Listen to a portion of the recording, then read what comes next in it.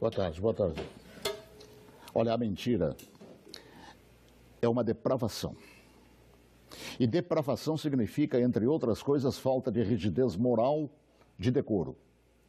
Eu digo isso em razão de estar se avizinhando uma data histórica que dissociados da verdade insistem, há anos, de chamar de golpe. O golpe de 31 de março, praticado por militares. Nessa afirmação, envolvendo a posição de militares, juntam outra depravação em torno do que se conhece por revolução. E explico. Primeiro, que nem o dia certo do movimento que inspirou a tomada de posição contra a tentativa de implantarem o comunismo do Brasil, os acusadores sabem. E me cabe corrigir esta falsidade, informando que não foi no dia 31 de março. A tentativa de agitar a intenção, depois de dias de bagunças no país, se deu em 1º de abril. No dia 31 de março, num planejamento de agitação, João Goulart e Leonel Brizola deixaram Brasília e se dirigiram para Porto Alegre, iniciando a tentativa de golpe de esquerda. No dia seguinte, 1º de abril, agitação que deram o nome de Campanha da Legalidade, segundo o movimento de resistência que os incipientes de hoje não sabem, ou se sabem, mentem. E teve como líderes não os militares. Não os militares, que ao longo dos anos são atingidos por espetadas de baixaria.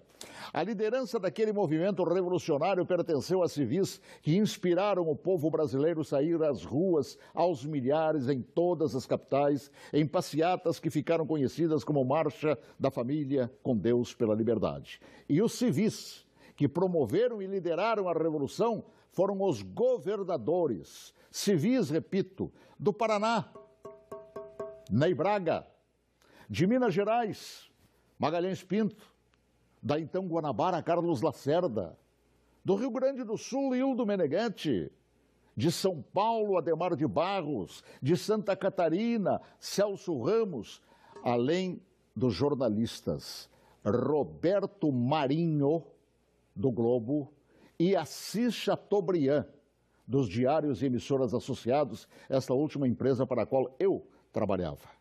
Os militares, diante da pressão desses líderes governamentais e pressão do povo nas ruas, é que, depois de Goulart e Brizola abandonarem tudo e fugirem para o Uruguai, é que, após um breve período de governo de Ranieri Mazzilli, o vice que foi empossado pelo Congresso, é que assumiram o comando da nação por ter o mesmo Congresso decretado vago o cargo de presidente. Ninguém tirou João Goulart de lá. Ele é que fugiu. Eu ouvi fugir. Assim, é um depravado. Todo aquele que mente sobre o que chama de golpe. E que foram os militares que assim determinaram, pois golpe é o que queriam os sociopatas implantar. E rótulo de depravados, tanto aqueles como os que hoje repetem a mentira por uma razão, uma simples razão.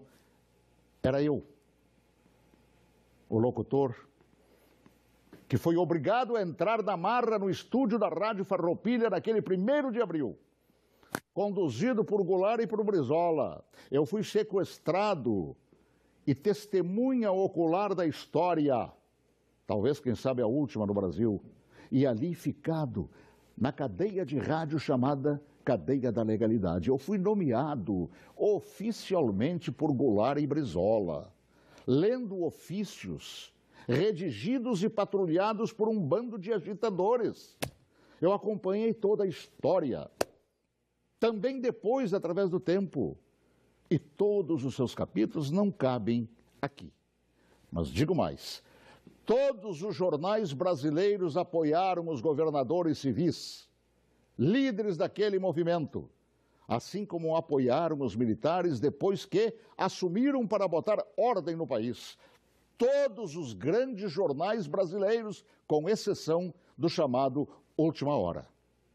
E os militares, após assumirem e resgatarem a ordem atropelada pelo comunismo, transformaram o Brasil.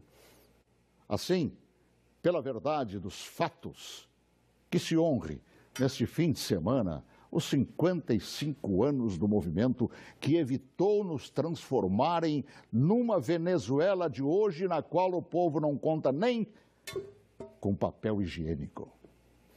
Boa tarde, se Deus quiser, até logo mais, às 18h40, com o Espaço de Ponto de Vista. Olha que eu conheço inúmeras histórias suas, Paulo Martins, mas essa eu confesso que eu desconhecia. E essa é verdade, porque eu fui testemunho ocular de tudo. A gente que estuda jornalismo tantos anos ouve falar de diários associados. Jamais imaginei, Paulo, que você estava lá testemunhando tudo isso. Estava lá, no batente, cobrindo, inclusive, isso que hoje mentem por todo o Brasil. Paulo, escreve um livro que eu quero ler.